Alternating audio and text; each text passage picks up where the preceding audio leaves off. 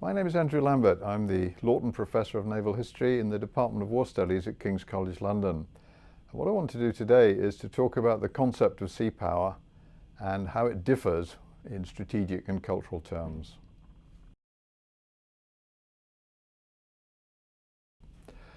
What is sea power? The concept of a sea power state, thalassokratia, the power of the sea, emerged in ancient Greece, encapsulating the political and strategic culture of a state. A sea power was a state, however small, that consciously placed the sea at the center of national life, seeking economic, political, and strategic advantages from sea control, using cultural references to embed this identity, usually linked to inclusive politics, social change, commercial prosperity, and a professional navy. The Greek word was translated into English long before Mahan began writing and was widely referenced at the time he began his key text. Recognizing that his own country was not a sea power state, Mahan created an alternative usage, splitting the English word into the phrase sea power, two words, to focus American attention on the strategic use of navies. Mahan's sea power is a strategic choice that can be exercised or abandoned by any major power with a coast and adequate resources, often subordinated to land power. While sea power states use sea power strategies, having a big navy does not make a state a sea power.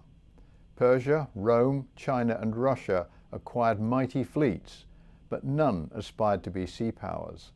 Their decisive battles were fought on land. They were simply too big, powerful, and terrestrial to focus the nation on the ocean. Their autocratic political systems emphasized internal security and imperial conquest. They rejected the inclusive politics, open economies, and maritime culture that sustained sea power as identity. Sea power identities require conscious cultural construction because, as Julian Corbett pointed out, I quote, "Since men live upon the land," end quote, that is the focus of identity, and armies are the primary strategic instrument in normal states. The five sea power great powers of history, ancient Athens and Carthage, Venice, the 17th century Dutch Republic, and Britain between the 1688 and Revolution and 1945, were relatively small. Lacking the size, manpower, and resources of continental peers, they focused on the sea as a cultural symbol, strategic medium, and economic priority, using inclusive politics to mobilize a dynamic political nation. They exploited the asymmetric advantage of sea control to operate as maritime economic great powers in multipolar contexts.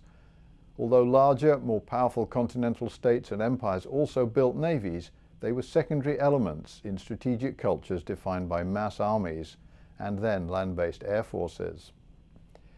Sea power identity is determined by culture, not size. Small island trading states like Singapore can be sea powers, but continental empires, however large their fleets, cannot. In continental powers, ships and the sea have marginal roles in culture, while sea powers use monumental architecture to represent the role of the sea in their political and cultural life, most notably in Trafalgar Square in central London.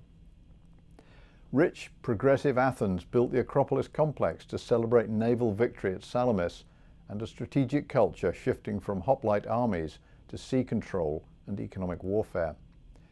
To overthrow continental great powers, a sea power needed military allies. Sea power states used their armies to seize or destroy critical ports and naval bases. The destruction of Sevastopol in 1855, the Russian naval base, was familiar to Mahan and Corbett. Sea powers exploit sea control to limit engagement in continental conflicts. For all their artistic talent, intellectual brilliance, and progressive politics, all five sea power great powers were defeated. Athens in little more than a generation. Prosperous Carthage was physically obliterated and removed from history by a frightened Roman Republic. Mercantile Venice, ground between the upper and lower millstones of Ottoman Turkey and Habsburg Spain, avoided catastrophe by declining into elegant mediocrity, only for Napoleon, the ultimate continental conqueror, to destroy it in a ceremonial bonfire of sea power culture. The Dutch sacrificed sea power to defend their country against French armies, while insular Britain, which inherited and expanded the concept, ran out of men, money and motivation after 2 global total wars. It simply could not compete with continental-sized superpowers, modern Roman empires, shaped by immense human, economic and industrial resources. Superpowers cannot be small, agile, asymmetric or sea powers. Their navies focus on power projection, not sea control. Navies vary in size and ambition, from a globally deployed United States Navy to the smallest border patrol force, reflecting economic opportunity, political choices and strategic culture. While political and cultural legacies of Anglo-Dutch sea power endured, American strategic culture became continental in the 19th century, which prompted Mahan to split sea power into sea power, adjusting its meaning to support the growth of an American navy. Although America could not become a sea power state, its interests and influence were extending across the oceans. These missions were conducted by a new strategic system, a fleet of standardized, steam-powered battleships that replaced the coast defense ships and forts of the 1880s. Mahan understood that the United States did not conform to his 6 elements of sea power.